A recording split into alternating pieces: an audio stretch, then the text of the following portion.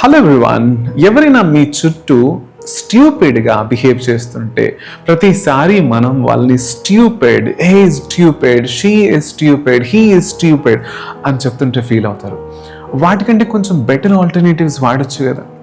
తిట్టడంలో కూడా కొన్ని పదాలు వాడి వాళ్ళని ఎక్కువగా హర్ట్ చేయడం కంటే ఆ వర్డ్ మాట్లాడినందుకు మీరు సాటిస్ఫై అవ్వడం వల్ల దట్స్ వెరీ గుడ్ కదా.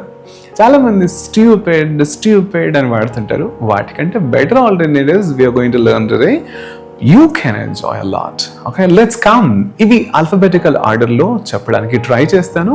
అండ్ ఒక్క వర్డ్ నేర్చుకుంటే మీరు మిగతా వర్డ్స్ కూడా నేర్చుకోవడానికి ఛాన్స్ ఉంది. Okay, let's have a look here. సింపుల్గా మనం బీతో బ్రెయిన్లెస్ అని చెప్పొచ్చు.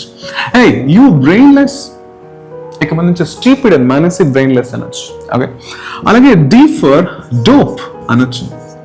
లేదా you can say that another word dumb, hey you dumb, ఇలా కూడా అనొచ్చు. లేదా you can say that fool అనే వర్డ్ మనకు బాగా తెలుసు, కానీ this is also going to hurt somebody కదా. అయినప్పటికీ మీరు కొన్ని వర్డ్స్ని అయితే కంప్లీట్గా వాళ్ళని హర్ట్ చేయడానికి అయితే వాడకండి. బట్ మీరు తిట్టారు అన్న సాటిస్ఫాక్షన్ మీకు రావాలి అంటే కొన్ని పదాలు ఇలా వాడాల్సి వస్తుంది. ఓకే, కొంతమందిని మనం you can say that black head, you black head or black headed ఇలా అనొచ్చు. ఇదే హెడెడ్ అనే పదం మీ నోట్లో ఆర్ మైండ్లో ఉంటే ఇంకొక పదం కూడా రాయొచ్చు.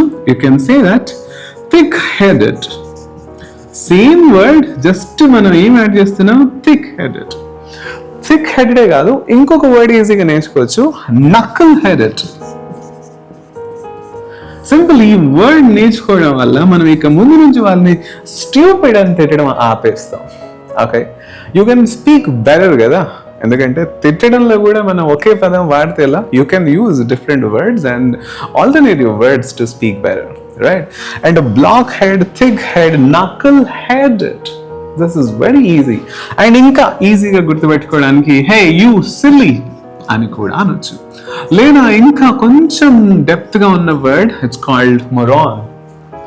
ఇన్ని పదాలని మనం ఒక్క మనిషిని తిట్టడానికి, స్ట్యూపిడ్ అనే వర్డ్ మాట్లాడడానికి ఎన్ని ఆల్టర్నేటివ్స్ని మనం మాట్లాడొచ్చో చూడండి. ఇలా if you learn well you can speak better.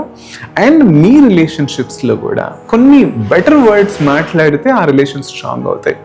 అది కమ్యూనికేషన్లో కావచ్చు, అంటే మీ ఆఫీస్లో కావచ్చు, లేదా ఇంట్లో కావచ్చు, ఎక్కడైనా. So better your communication always. నేను ఎందుకు ప్రతిసారి మీ యొక్క వొకాబులరీ మార్చుకోండి అని అంటానంటే, చిన్నప్పుడు మన వొకాబులరీ చాలా చెత్తగా, చాలా అన్నోన్గా, స్ట్రేంజ్గా, వల్గర్గా ఉండొచ్చు. కానీ సర్టన్ ఏజ్ వచ్చిన తర్వాత మన యొక్క బాడీలో ఎలా చేంజెస్ ఉంటాయో మన వర్డ్స్లో కూడా చేంజెస్ ఉండాలి. అవి లేకపోతే షూర్గా మనుషులు మనల్ని ఒక చైల్డిష్ మెంటాలిటీగా, లేదా ఒక స్ట్యూపిడ్గా, ఒక బ్రెయిన్లెస్గా, ఒక డమ్ లాగా ట్రీట్ చేయడానికి అవకాశం ఉంది. ఎంత మనం ఎత్తుకు ఎదుగుతామో అంత మంచి మాటల్ని, అన్ని వొకాబులరీ వర్డ్స్ని మనం నేర్చుకోవడం మన యొక్క ఫ్యూచర్కి, లేదా మనం చేసే బిజినెస్కి, జాబ్కి చాలా సపోర్ట్గా, కంఫర్టబుల్గా మన లైఫ్ని లీడ్ చేయడానికి ఉంటుంది. ఎంత పెద్ద జాబ్ చేస్తున్న వర్డ్స్ బాగాలేవనుకోండి, ఆ పొజిషన్, ఆ పవర్ డెఫినెట్గా not matchable to your life కదా. So you just improve your vocabulary and better your communication always. All the best.